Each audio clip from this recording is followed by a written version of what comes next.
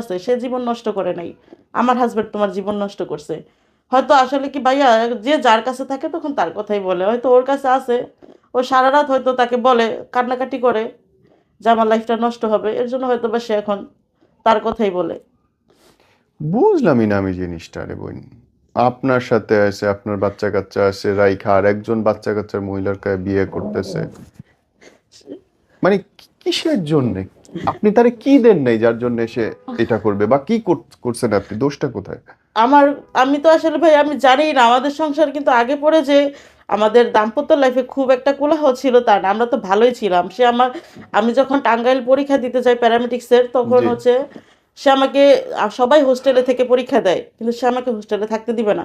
সে আমাকে ভোরবেলা নিয়ে যাইতো, আবার পরীক্ষা 1:30 বাজে শেষ হতো, তখন আবার নিয়ে আসতো। হুম। সে এতটা কেয়ার করতো। এর মধ্যে থেকে কি হয়ে গেল, সে বিয়ে করে ফেলছে।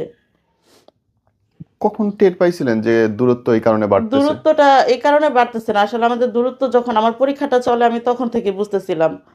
সে আমাকে বলতেছিল আমি বিয়ে করব, মানে বিয়ে করব না আমি, আহ, মানে এমনভাবে হিন্টস দিত যে আমি তোমাদের সাথে আর নাই, আমি যেটা করব হালাল করেই করব, একটা হালাল সম্পর্কে যাব। তোমাদের সাথে নাই হুট করে একটা মানুষ বলে না, কোনো একটা কারণ থাকে, কি কারণ আমি ছিল? তাকে অনেক রিকোয়েস্ট করছি যে, মানে সে, আমি যতটুকু জানি সে আমাকে একটা চেক আউট দেখে দেখে